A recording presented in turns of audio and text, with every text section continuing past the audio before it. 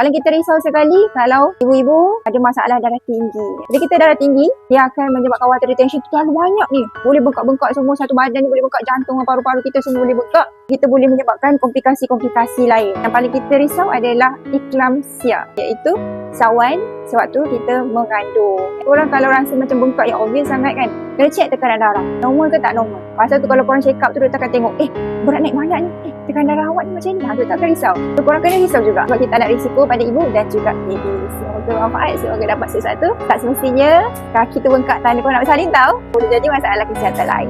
Ibu-ibu semua yang sedang mengandung, korang dekat November hari tu, jangan lupa, jom belajar dengan doktor mu. Doktor mu buat kelas khas buat korang. Kelas rahsia mudahnya bersalin. Ramai sangat yang kat luar sana tu tak tahu. Macam mana doktor, macam mana rasa contraction, macam nak push ni, kan bila nak kena pergi hospital, macam mana nak elakkan koyak rambut, macam mana kalau kena seluk, banyak soalan. Doktor selalu terima soalan-soalan yang berbagai. Doktor akan rangkumkan semua ni. Doktor akan sharekan dalam satu kelas khas. Kelas online je, webinar rahsia mudahnya bersalin. So kalau korang suka nak belajar, nak pandai sebelum bersalin, tak nak komplikasi, daftar sekarang. Korang boleh isi kat video di bawah, jumpa dah kelanjutan.